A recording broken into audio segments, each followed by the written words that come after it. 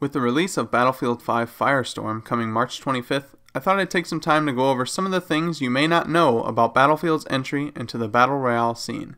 As always, remember to like the video if you find it useful, and subscribe to stay up to date on everything that I publish. But let's get into it. We'll start off with one of the most important aspects of any Battle Royale game, and that's the map. Named Halvoi, it is by far and away the biggest Battlefield map ever created. In fact, it's 10 times the size of the biggest map in Battlefield 5, Hamada. The map will feature both grass and snow climates, much like Vikindi on PUBG.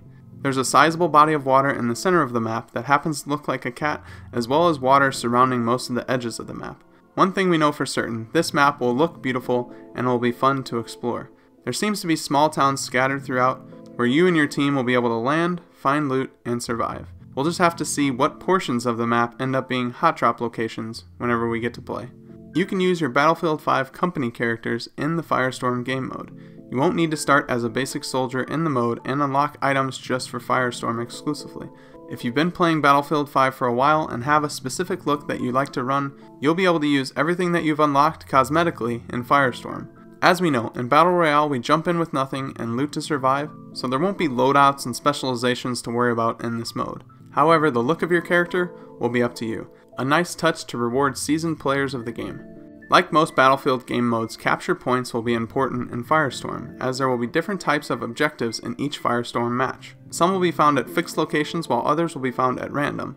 They will reward you with different types of supplies, weapons, and vehicles, anything from ammo and rare guns to tanks. This is Battlefield's version of a unique spin on the BR gameplay that we've all come to know and love with all these different games that are out right now. And why wouldn't it be something like this? It is Battlefield after all. It just makes sense that we would have to capture objectives to gain some kind of benefit. The Ring of Fire, or Firestorm, will be closing from the moment you land. Unlike other BR games where it gives you minutes to loot up anywhere you want to on the map before the zone begins to close, Firestorm seems like it'll restrict a certain portion of the map from the very start and begin to close as soon as you drop. This will put pressure on you and your team to loot fast and head to the safe zone as soon as possible, always keeping you on your toes. From the looks of it, you do not want to get caught in the Ring of Fire, as it seems to completely obliterate everything in its path. I'm sure as the game goes along it's going to damage more and more, and the way this will work makes me think that it'll lead itself to more action and less downtime between fights. But we'll have to see exactly how the map plays when we're able to get our hands on it ourselves. You can protect yourself while down if you're playing duos or squads. In PUBG and Fortnite, you can't really do much while down, besides relay information to your teammates and hold on for dear life. In Apex Legends, you can pop out a shield and soak up more damage, but in Firestorm, you'll actually be able to fight back. Armed with a sidearm, you'll be able to try and take out an enemy while you're down, and help your team survive the encounter so you can be revived. I like this being implemented into Firestorm for a number of reasons, but the main reason is that I'm just so tired of people thirsting me while I'm down in a squad or duo match. If I have a way to defend myself and fight back, maybe it won't be such a common occurrence. It reminds me a lot of playing Call of Duty back in the day with the Last Stand perk and taking people out after I initially got knocked down. Firestorm will have a max of 64 players in each match. That means 16 squads of 4, 32 duos, and 64 solos. At this point, it's kind of hard to determine just how large the map is when comparing it to a map on PUBG, but 64 players instead of 100 should be a noticeable difference.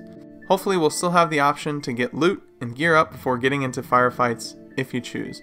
Obviously people are going to hot drop in certain locations for immediate action, but it's always nice to have the option to go loot in a relatively safe location and play a more strategic game. Like I said before, we'll have to see how the map feels and plays when it launches, but it seems like a good balance of map size and player count. World destruction. One of the more iconic features of any Battlefield game is definitely world destruction, and Firestorm seems to be no different. Buildings, cover, and the rest of the environment seems to be destructible, allowing the map to be transformed every single game. We're not talking Levolution style transformations here, but say there's a guy hiding in a building trying to snipe you and your squad. Why not just blow away his cover and force him out?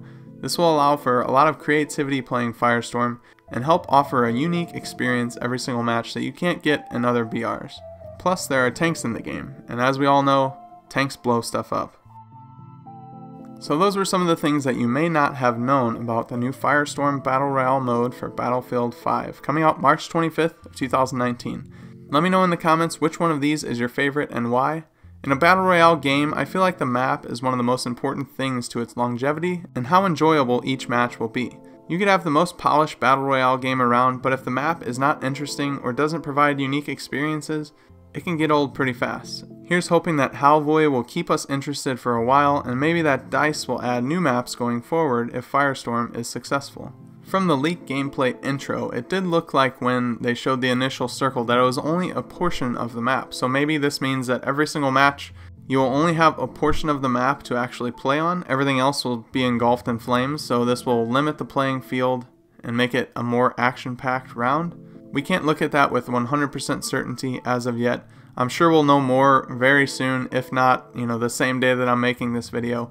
But it did look like that we were only playing on a certain portion of the map, so maybe that's their way of keeping the map fresh. It's not the entire map every single game, you're just on a portion of it, and so it may feel like you're on different maps each match that you play. But yeah, that's going to do it for this one. Thanks for watching. Firestorm is only 5 days away. Remember to like the video if you found it useful and subscribe to stay up to date on everything that I publish. You can follow me on Twitter and join my Discord, the links are in the description below. But with that being said, I hope you guys have a good rest of your day. Until next time, I'll see you later.